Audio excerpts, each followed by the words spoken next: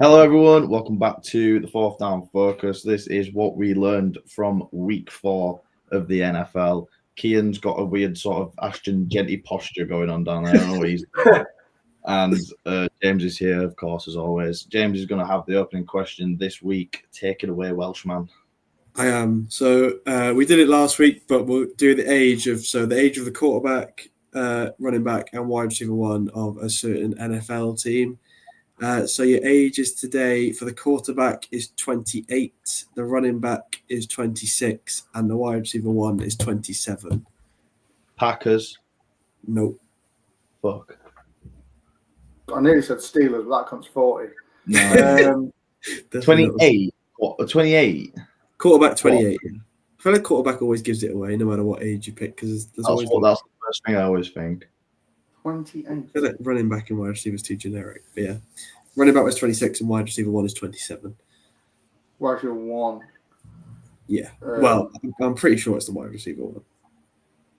Oh, pretty sure. Also, they matter. Bills. No, it is. I'm joking. Is it the? It's not Bills then. Or is it the Colts? It is the Colts, yeah. Oh, yeah, baby. I didn't think you'd do that. Daniel Jones is 28, Jonathan Taylor is 26, and Michael Pittman Jr. is 27. Gosh, I'm fucking genius. And Kian, the fact that you didn't think I would do it was the exact reason why I did it. That's why I was like, nah, he's double bluff. Right. Exactly. It also was the first team I clicked on. I thought, yeah, that'll do. Right, so we'll start with the first game of the week. The Cardinals Seahawks, a narrow win for the Seahawks on Thursday Night Football. And we'll go to you first, Max. I am going to preface this entire episode by saying I didn't watch a single primetime game this week. So I'm going off box scores for each and every one of them. On this one, I've got Jackson Smith and Jigba is legit. If you look at his stats, he's averaging 100 receiving yards per game. He's got 402 through 4 games so far. He is a beautiful, beautiful Ohio State Buckeye, and I just want him to win Offensive Player of the Year, to be honest. I will say it proves that you didn't watch the game because he didn't have to the fourth quarter of this game. Hey, that's the business end of the game. That's when it matters most. Ask Baker Mayfield. Kian? I've got Marvin Harrison Jr. He's shite. I don't care how he did. He sort of resurrected himself, yeah, a little bit. He literally, I mean, one of the interceptions thrown by Murray was solely on Marvin Harrison. Yeah, he really wasn't very good. But the Seahawks defense did look pretty good right up until the fourth quarter again, but it was a poor game. I mean, it's one of them. It should never have been on primetime in the first place. Yeah, my first point is fuck Sam Darnold, because had he have thrown one extra passing touchdown, I would have won 80 quid on this game. And my main point of the thing was, why was this on primetime? Because it was just awful. I don't know what like part of this game you've looked at and thought, yeah, we'll whack that on Thursday Night Football. Like, start the week off with this. Maybe it was just the thought that they start off with this so they know the weekend has to be better because it could not be any worse. But it wasn't even that bad. It wasn't an awful game in the end, but it's just dry, innit? Like, yeah, we'll just move on. So the first international game of the year in Dublin was a Steelers 24-21 win, just about, after the Vikings nearly came back at the end. But Kian, you can go first on this one. I've got DK Metcalf's speed is a joke. Like, when he caught that ball, not many receivers in the league, I think it's fair to say, would take that to the house. But he just put the burners on and there's nowhere to be seen. But I've also got it was a very successful first Dublin game. You sometimes get these international games where they end up being just a one-sided smashing, whereas this was entertaining to the very end, really, with what was going on. So, successful first game, and I'm sure they'll probably go back there again quite a bit. Yeah, I've gone with the Vikings may have a chance now. Their quarterback has realised he has Justin Jefferson to throw the ball to. Over 100 yards for Jefferson this game, albeit it was a loss, but I think he had over 10 receptions as well. So it's sort of like, well done. You've realised you have one of the best receivers in the league on your team, because JJ McCarthy seemed to forget that for whatever reason. But yeah, Steelers were just slightly better. I think they tried their best to bottle it at the end, but the onside kick recovery stopped that from happening. But yeah, I've gone with that. Max? I've got 2 points to make before I get to my own very quickly. One, that wasn't the first international game of the year. There was one in Brazil. Oh, well, Brazil is international. Well, he's not in America. And 2 is kind of carrying on from Kian's point about DK Metcalf's speed. I feel like no one really thinks of him as one of the faster receivers in the league because he's like a big body kind of jump ball receiver. So everyone kind of forgets that he's rapid. So that touchdown did catch me off guard a little bit. First of all, fuck the Steelers. Second of all, I've got Carson Wentz has still kind of got it. I know he threw 2 picks, but he also threw 350 passing yards and 2 passing touchdowns coming in as a backup. It kind of Jameis Winston all over again. No. I was thinking of a different former Browns, current and former Browns quarterback. Kind of reminded me of Joe Flacco, but not current Joe Flacco. This time at the Browns, Joe Flacco, when he was throwing over 300 yards every game that year, and threw a couple touchdowns and also a couple interceptions. It kind of reminded me of Joe Flacco from the first season with the Browns, not this one. Next up, Falcons 34, Washington 27. I'll start on this one. I've got 2 points. First one is the Commies aren't making the playoffs. Absolutely no way. They are dreadful. Especially when you take out, obviously Daniels is a loss, but they lose Terry McLaurin in that receiver room is literally horrific, like awful. Secondly, the Falcons, how do you get shut out by the Panthers to then produce this just a week later? How is that possible? I don't understand. To answer that question, all I've got written down is Drake London. Yeah, fair. They remembered he existed and they won a game, and that's literally all I've got written down. So I'll pass it on. Also, to Max. The Falcons beat a team who scored more than 7 points. Okay, I scored 27. So well done, It's a Michael. miracle. Maybe you are all right. I just wrote down Falcons are back. I was big on the Falcons, and then I retracted my statement last week, and now I'm unretracting my statement, which isn't the only time I'm going to do that in this episode. Stay tuned. The Falcons are back. Penix is back. Pitt's breakout season. Drake London, Bijan Robinson, the gang are back, and the Falcons are going to the Super Bowl. I will say, I didn't mention it, but Marshawn Lattimore is absolutely awful. I don't know if you actually saw the stats from his game, but Drake London, I don't. If you look at the stats from Lattimore, you'll understand what I'm talking about. But the Commies need to cut him ASAP because he is absolutely shocking. Next up, Max. If you oh no, we don't even put these on Spotify. Well, hold on, Rob. I've put down. We really need to bench Uncle Joe. We need to start the Polynesian Prince, the Hawaiian Baker Mayfield, as some are calling him. We need to start. Some is you. And plenty of Browns fans on Twitter are saying it as well. We need to notoriously the most intelligent bunch. Yes, we need to start the 5'0" left-hander because he can't be worse than Joe Flacco. A lot of people are saying he might not be ready yet. He played 6 years in college. If he's not ready in week 5 of his first season, he's never going to be ready. So just throw him in. He might die behind this O-line. We've got Cam Robinson now. Woo!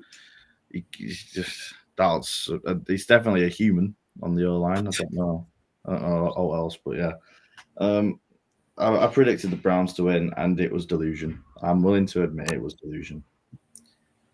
I've gone with how about that top tier, best in the league Browns defense? Okay, whoa. The defense wasn't entirely the problem here. They got most of their points from either special teams or offensive turnovers. That's all I'll say. And the Lions are 100% winning the NFC North. I don't care about any of the Packers hype. They are 100% winning it. They are the best team by far. And they should be treated as the serious contenders, of which they are, because a week 1 blip does not mean anything, because they've been brilliant since then. Don't forget about the Bears. Bear down. I think everyone forgot about the Bears. I haven't forgot about the Bears. I'll never forget about the Bears. Yeah. Kian? I just got the Lions did, in fact, have a running game that the Browns haven't yet seen, and it worked. They were spot on. And it worked. It worked very well. So the Browns just aren't the team they were made out to be on this podcast last week. I'd like to apologise for Max's statements, and we can all start using our brains again now.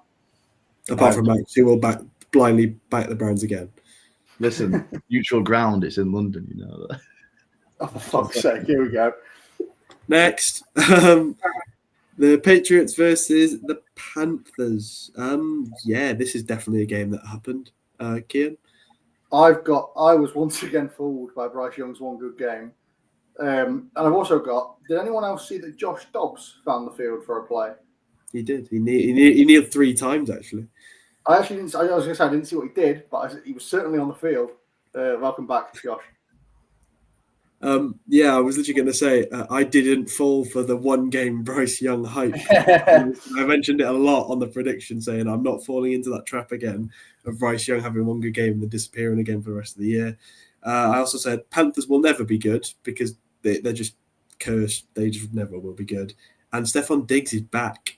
Big game from him in this one, albeit again it's the Panthers, but was interesting to see him go over 100 yards for the first time in a while, I believe. But yeah, don't fall into the Bryce Young hype as I didn't. He's absolutely useless. And Andy Dalton actually had probably a better looking stat line with 6 throws of the ball than he did with 30. Max? I also didn't buy into the Bryce Young hype. I agreed with you for once, James. I've got, as I previously mentioned 2 games ago, maybe I don't retract my statement. Maybe the Patriots are going to sneak into the playoffs. Panthers, man. They lost to us. Look, putting 42 points up against any team is impressive. That's all I'm going to say. Is it? I mean, yes, it is, but they don't put Falcons last week, and the there Falcons has to be context to the madness, I think. That is the irony of that coming from you. You do that every single week. What? You like say that someone's amazing and they played the Saints. Yeah, but I always preface saying they were good, but it was against the team. No, you don't. You're lying. You're lying through your Welsh teeth. Next, Tampa versus Philly. I'll start. Why can't the Bucks play football before halftime? And why can nobody beat the Eagles? Were my sort of 2 points. To be honest, it was pretty much just that. Yeah, just why are the Bucks so bad before halftime? Also, the Eagles, I believe, put up like 7 yards in the second half, something stupidly horrendous, like absolutely awful. Sounds a little bit like the Bengals in week 1. Or any week. I've gone for, if you drafted an Eagles wide receiver on fantasy, I'm so sorry. And he's trying it right. For anyone who doesn't understand the context, he is trying to give me Devonta Smith for Trey McBride and Harold Fanning. Whoa. And Harold Fanning. I'm involved. Yeah, obviously. Wow. But this is why I'm thinking about it. I think we could see AJ Brown be traded by the deadline. He posted another cryptic tweet, which I don't know if it's been deleted since. And he was very vocal about being unhappy during the off-season. So I think we could see him elsewhere by the deadline. I think he needs to grow a set of bollocks. Cryptic tweets. Is he a 14-year-old girl? Yeah, but he also reads books on the sideline. Yeah, I was going to say, shut up. Read your fucking Bible on the sideline and wait for the ball to come your way. All right. The Eagles are winning another Lombardi. That's what I've got. They were started doing trick plays out of the tush push formation. Yeah, there's some other sort of weird formation which can't be legal, but they'll get away with it. I can't believe they pulled all this stuff out in week 4 and not in January in the playoffs. That surprised me. But yeah, Bacon nearly did the comeback again, like very nearly, but he kind of just fell to pieces at the end. And I really hope Bucky Irving is fit for week 5, as he is my running back in fantasy. Next up, Max? I put a blowout should probably give the Texans and Stroud some confidence, which they very much need. Any blowout is a big result, regardless of who you're playing. Yes, it is the Titans. I'm very aware. But a blowout is a good result. You completely stop them from scoring any points, and you put a few in the head as well. It was the performance that Houston needed, and Woody Marks looks quite impressive. I'm not going to lie. I am picking him up on waivers. I'm intrigued by Woody Marks. He looks pretty good. I'm actually going to use a quote for this one from Cam Ward himself. I'm going to keep it a buck. We dropped a quarter of our fucking games. Yeah, that is from. I mean, when your quarterback is saying that, That's certainly an interesting one. I don't think he's exactly like not to blame at all because he's not very good either. But yeah, Titans are completely finished, and as Max said, Woody Marks season in Houston. My thing is, if that's what he's saying to the media, what the fuck is he saying behind closed doors? Yeah, But I mean, I've basically gone on the same route. I've just got, wow, Titans are shit. That's all I've written down. I have nothing else. It's like I said on one of the previous episodes, the Titans are just like fundamentally fucked. They're like rotten to the core. They're just never going to Panthers, isn't it? Kind of. Like, they're on a similar level to the Browns of just being fucked forever. Yeah, just awful. Oh, yeah, the Texans are still boring, even though they actually won a game by a decent amount of points for once. Next up, Bills Saints. I'll start this one. Why the fuck was this not a blowout? Why was this close? The Saints just decided, yeah, fuck it, we're going to play actual football this week, which is great, awful for my fantasy, because Josh Allen has somehow thrown his first interception of the season against the fucking Saints. Yeah, just why was this not a blowout? That was very much my only thing with this game. I feel like the Saints have kind of been doing this though. They continue to put. It scares me, but they're just never good enough to actually win. They've got us this week, mate. Don't worry. I don't think they're as bad as we think they are, like as a team. But they're not good enough to get wins. So at the end of the day, technically they are. But they're not going to go out and just roll over every week. Spencer Rattler doesn't look awful. No, I was going to say this. He's not actually that bad. I just don't think he's good enough to be a starting QB on any other roster. No.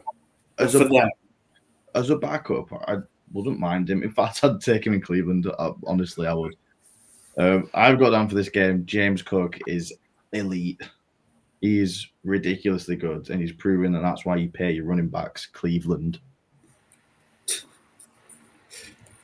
Next up, yes. You just said that the Saints were going to beat them. By the way, I don't care. My point is, it's Jackson Dart's world, and we are all living in it. Literally, and the other point was, why can we never have nice things? Because the one time we actually have happiness, our best player tears his ACL. Kian, I'm going to mute my laptop. Just give me a thumbs up when he's done. All right. Yeah, no, honestly, by far, I think it's probably one of the upsets, if not the biggest upset of the entire season. Everyone said it's the Chargers defense. You'll never beat them. The defense is too good, and they were dog shit. Drew Phillips is a top 15 cornerback in the league in general. Yeah, I can also speak about this all day. It's great fun because I have to milk it because it's the only time we're actually going to win a game this season. So, but the fact we could be looking at 2 and 3 is interesting to see what we do as far as trading for a wide receiver. Because obviously we're going to need someone because I feel horrendous for Dart if he has to throw to Darius Slayton and Wan'Dale Robinson for the rest of the year. But yeah, who's next? Yeah, go on. I've got. Oh, it's safe, right? Jackson Dart looked good, but he also looked like the exact type of quarterback that you hate. Yeah, that sort of. Not really. A bit different. I've also got that I told all of you, and you all laughed at me, not to be fooled by the hypothetical machine that is the LA Chargers. They do this every year. Everyone says they're a great side, and they've just lost to the Jackson Dart New York Giants. So they're not the team everyone thought they were, and let's all just stop hyping them up like they're some sort of super team because they never will be. It was also a hypothetical man that threw literally. Oh yeah, I forgot to mention Dexter Lawrence had an interception in this game. I mean, that's something you need to know about Justin Herbert's performance in this one. Dexter Lawrence nearly had a pick six. Literally brought down the 1 yard line, and yeah, Drew Phillips took the other one. But yeah, honestly, he threw this game. I mean, their penalties as well were absolutely dreadful. They were basically just handling this field position on half our drives. I thought you were done. Mate, it's the one thing we're going to get. Let me milk it. We let you fucking natter on about the Browns for 10 minutes last week. You muted me, so I'm doing the same thing. I didn't mute you. Kia muted you. You should. But we don't win. He can't mute me. I'm assuming James mentioned it, but I've got down they need to rip that turf up and bin it. It's going to genuinely start costing people their career. An ACL injury is a very serious injury that could ruin a young player's career, and it's just taking lives at this point. I saw a list of some of the players that have had injuries on it since it was put down, and it's ridiculous. I mean, OBJ had the pretty much exact same thing happened to him. Yeah. On the- Look how his career ended up going. He ended up with us. So hopefully Neighbours will be all right for next year, but we have to trade for a wide receiver if we want to win games this year because we will not win them with Darius Slayton and Wandale Robinson. Give me DJ Moore.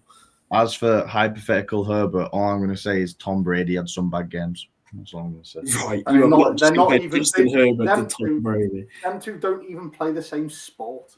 To be fair, the Giants also did own Tom Brady, so it does make sense. Oh God, here he goes. You set him up there. I can't say out about setting him up. He'll fucking move on. Next up, Rams versus the Colts. Anyone want to go first? Me, Mitchell has blood on his hands. What? I don't know, Mitchell. Do you not see it? Oh, I did see that. Yeah, that was crazy. I didn't. I've got written down. I have a serious statement to make for mine, which is why I offered to go first. Oh God! It's a public service announcement, and I think you two will agree with me as well. Puka Nacua deserves to be in the conversation for wide receiver one. He is just as good as Jamar Chase. I think he's better than Jamar Chase, and he's just as good as Justin Jefferson, and he's never in the conversation. So start putting it. Yeah, no, 100%. Also, he's in my fantasy, so I love him very much at the minute for the performances he's putting up for me. I can't wait until me and Keane get to see that man play in person in a few weeks. I am buzzing. I will be there as well. That too. We'll wave at the posh seats, right? I've gone for. I'm saying it now. I've said it all season. The Rams will play in the Super Bowl this year. I'm so sure of it. I don't know why. I'm just so sure. Stafford's ridiculous, isn't he? Matt Stafford is still good. Puka Nacua is a monster. This defense is ridiculously good. And you have Devontae Adams as a wide receiver too. There is every ingredient to be a Super Bowl team in the Rams. I think their biggest challenge is going to be beating the Eagles in the NFC Championship game. Did anyone, I can't remember if I sent it to the group chat earlier, the tweet where it's Stafford running like in celebration. And the tweet was like, I swear he runs faster when he celebrates than he does with the ball in his hands. He was flying down the field, man. And my other one was, welcome back, Daniel Jones. That is the Daniel Jones that everyone knows. He's back to his being shit again, throwing this game away with 2 picks and a strip fumble to cost them the game. Yeah, fuck off. I'm so glad he's back, and it brings me immense joy that the Colts are going to be shit now. Just to go back on that, if Mitchell wasn't a bell end, that's another touchdown. And it's 27-27, and he's set up to win it. He also threw 2 picks and got strip sacked. Yeah, but we can't look at them stats. They don't exist. That was shocking from Adonai Mitchell. Like, genuinely. That is awful. You see the guy it was such a good play from him as well. The fact he shook 2 defenders out and ran the whole way to just. Did you see the guy that had him on a bet to score and he would have won that $2,000? Oh, that's heartbreaking. He should be benched for that. Like, genuinely, you can't be doing that. Nah. Awful. Next up, 49ers Jags. Kian. The 49ers' reign of terrorism is finally over. And Travis Etienne looks ridiculous this year. I'm not too sure why. Why has he not fumbled it yet? It feels weird. I don't like it. Please start dropping the ball again, Travis. Him and Derrick Henry have had some sort of like soul swap. I've got down. Have the Niners injuries finally caught up with them, or are the Jags just actually a serious team this year? I feel like the Jags kind of seeing that the Texans have seriously fallen off are probably thinking, we can win this division. So that's all the motivation they really need. Trevor Lawrence is playing all right. Hunter looked decent in this game. If Brian Thomas was playing as good as he was last season, they'd be flying right now. They'd be 4-0 probably. Yeah, I mean, I literally said it last week, and you all pissed yourself laughing at me. I did. But the Jags are a serious playoff contender, and I'll say it again. James, in that division, they are a playoff contending team. James, let me speak because this is rare. I'm going to apologize to you for that because I do remember doing that and I was wrong. Okay, so for the first time in podcast history, I'm going to apologize to James. I'm sorry. Let me just quickly jump in here. It sort of sets up like an actually good London game for once. It does, and I can't wait. It does. Which I remember last time, like last year, you had Patriots, Jags, and Bears, Jags, which were 2 absolute stinkers. This is the So first time I'm actively looking to buy a ticket to one of these games because it No, yeah, actually exactly. looks interesting. But Jags definitely the team. They've continued it now. This is a big win for them, divisionally wise as well, just to keep up with the Colts and to sort of drop away from the Texans. But 49ers are just cursed, aren't they? I don't know how it keeps going on. I don't know what. I think Shanahan must have just done like an all-timely sacrifice to get Christian McCaffrey's legs back last year, and he's like, every player of your roster will be dead for the rest of next year if you do it. And I was just going to say, what sort of ritual has Christian McCaffrey done to like restore his own health but kill everyone else on the roster? Still doing the team. So I think the Niners season is more or less finished, and I know it sounds mental to say that when they're 3-1, but you just look at it and you just don't see where the wins come from with basically everyone being injured. In a division with the Rams and the Seahawks, like they need to be consistent or they're fucked. Like if you think about it, like Ayuk's not close to a return, Pearsall's injured again, Jennings is in and out of injuries, Kittle's on IR, Bosa's out for the whole season, Purdy's questionable again with the stupid toe turf bollocks. Just awful for the 49ers. Next up, I will start purely because my point is very blunt, and it is both shit, Bears slightly less shit. But that's not even how the game went. Kean, do you want me to go next so you can say? Yeah, go on. Oh, and Ashton Genty has finally arrived. I just put down huge win for the Bears. Like I was saying last time, they need some consistency. That's consistency. And I've also put demoralizing loss for the Raiders. That has got a fucking sting. That has really got a sting. Are you okay, Kean? Thankfully it does. I've got Genty has finally exploded onto the scene, pretty similar to what James had. He looked really good. Chip Kelly finally realised that, you drafted one of the best running backs in the country. Let's use him. And this is not even a joke. And I'm being deadly serious. Start Kenny Pickett. Because Geno Smith is fucking atrocious. And he finally came out this week and said that, that was my fault. It's not going to stop him throwing interceptions, though. He's washed. But Chip Kelly fucking finally realised that he's got other players on the offense that aren't named Trey Tucker. I did say it last week. Maybe you watched the podcast and realised. We actually looked okay. I know Crosby got a pick as well, his first of his career, which is nice. But let's just start tanking now. Kean, I've got a question. Please do share. Are you still going to bear down?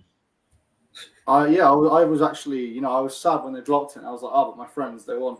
When the Doomsday scored a touchdown, and I was like, that hurts. Next up, Chiefs Ravens. Max. The Ravens have the same record as the Browns. What are they? The 1-3. They have the same record as the Giants. The same record as the Giants and the Browns and the Raiders. And the Raiders. That's really funny. I know I picked them to be in the Super Bowl, but like hatred fuels me a lot more than predictions do, so I don't really care. Plus, we aren't counting those predictions for any sort of scoreboard. So once again, I don't care. I did pick them to win the game, but I think we all did, so it doesn't really matter. Yeah, I think we did. Yeah, so fuck the Ravens. You shouldn't have stole our franchise in the 90s, you gimps. I've gone with, is it finally time to hit the panic button in Baltimore? And the Chiefs are back to the old Chiefs after that performance. It looked very much like a vintage Andy Reid Chiefs, just easy. It looked effortless at times. And if Lamar is badly, I don't know if it was that bad because obviously he played most of the game, and I think it might be like a week out, but I don't think it'd be serious. But say it was worse than what they once thought. As a man who owns Lamar Jackson in fantasy as the QB, Kean, don't make that joke again. It says that he's questionable and he may return this weekend. I'm praying he does. Because my backup is Drake May and they're playing Buffalo. There's 2 games in a row where they've just been miles off it. I think this one was a bit more forgivable because the Chiefs were just really good in this one. But, last week they looked like they were trying to lose. This week wasn't great. And there's Lamar, it's just going to depend on his health, I suppose. But even then, 1-3, I think it's surely time for them to start hitting the panic button now and think something's wrong and something's got to change. Maybe that change is actually Harbaugh being gone. I did think it might be a bit too dramatic, but I'm not so sure anymore. I've got it's back to what we expect of that godforsaken franchise, sadly. But then I've also got one that's now been mentioned, so I'm not going to say it. But yeah, I just think that the Chiefs are sort of like back, and it's a bit of a shame because I like watching them be shit. I was clowning on the Ravens, but they have had some very tough games to start the season, to be fair to them. Like, Yeah. I don't know what their schedule's like, but surely it gets a bit easier soon where they can start picking up some wins and eventually win our division, because of course they will. I think, what was you going to say? Were you going to talk about Cooper Rush, Kian? I was going to talk about Cooper Rush. Cooper Rush was in the game. That's how James found out that he was a Raven now. It is, yeah. I did tell him this a few weeks ago, so he clearly just don't listen to me, and he should. Because I just don't really hold information about Cooper Rush in my head for too long. He should. He was one of the main characters last season. He was a Cowboys player, so he can fuck off. In terms of fantasy, I really hope Lamar Jackson is fine, and also I'm shifting the Ravens defense because I think they've conceded about over 100 points in 4 games. That's not good. So they're gone. Yeah, I will give them some sort of leniency because they've had some very tough games, like Kansas City, Cleveland. You know, I don't know how they managed to win that one. Next up, it is. If it lets me do it, there we go. Cowboys, Packers, and my point was a fucking tie.